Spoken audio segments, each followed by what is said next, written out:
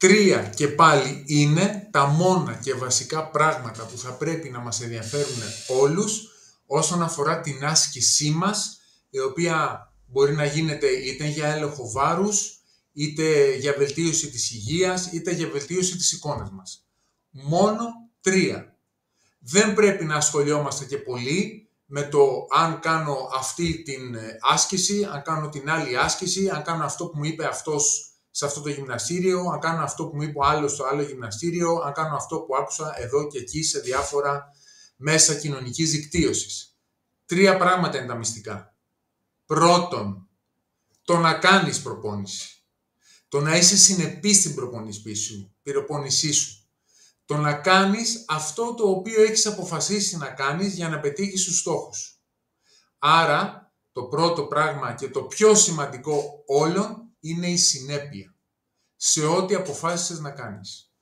Το δεύτερο πράγμα έχει να κάνει με τον όγκο, την ένταση και τη συχνότητα της άσκησης μέσα στην εβδομάδα. Δηλαδή, συγκεκριμένα, να είμαστε συνεπείς στο πόσο προπόνηση κάνουμε κάθε εβδομάδα, σε τι ένταση και κάθε πότε. Παράδειγμα, αν βάλουμε το περπάτημα, το τρέξιμο, τη γιόγκα, τις πιλάτες στην ζωή μας, πρέπει να είμαστε συνεπείς στο πόσες φορές πάμε την εβδομάδα, στο σε τι ένταση το κάνουμε αυτό το πράγμα και πόση ώρα διαρκεί η προπόνησή μας. Αν κάνουμε αντίστοιχα προπόνηση σε βάρη, στο γυμναστήριο, στο σπίτι μας, πρέπει να είμαστε συνεπείς και να μας καθοδηγήσει κάποιος που ξέρει στο κομμάτι των κιλών που βάζουμε, στο πόσες επαναλήψεις κάνουμε και πόσα σετ. Και πάλι αυτό ανάλογα με τους στόχους μας. Άλλος δουλεύει για μυϊκό όγκο, άλλος για γράμμωση, άλλος για καύση λίπους ή οτιδήποτε άλλο. Και τέλος, αυτό το οποίο είναι πολύ σημαντικό σαν τρίτο στοιχείο στην προπόνησή μας είναι η εξέλιξη της προπόνησής μας. Περίπου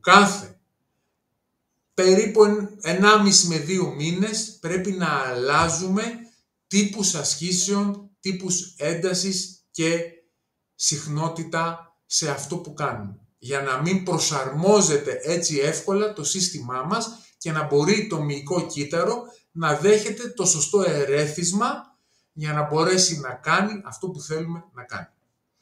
Άρα, μην μπερδευόμαστε πάρα πολύ στο αν κάναμε αυτό που μας είπε αυτός, αυτό που μας είπε ο άλλος, αν κάνουμε αυτό που διαβάσαμε εκεί, αυτό που διαβάσαμε εδώ. Πρέπει να ακούσουμε το σώμα μας, πρέπει να ακούσουμε αυτό που θέλει το σώμα μας και που θέλουμε και εμείς και να είμαστε συνεπείς στην εβδομαδιαία μας προπόνηση, να κάνουμε το σωστό όγκο, συχνότητα και ένταση προπόνησης με την καθοδήγηση ενός ανθρώπου που ξέρει και 3, να έχουμε μια σταδιακή εξέλιξη στο πρόγραμμά μας.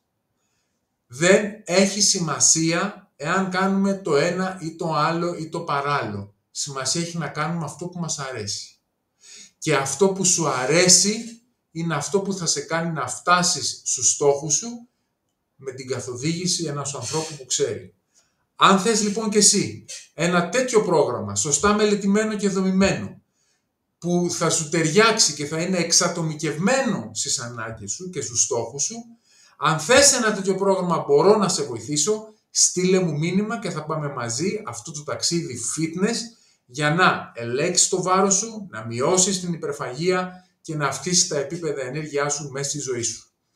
Είμαι δίπλα σου γιατί ξέρω, το έχω κάνει και εγώ και μπορώ να σε βοηθήσω.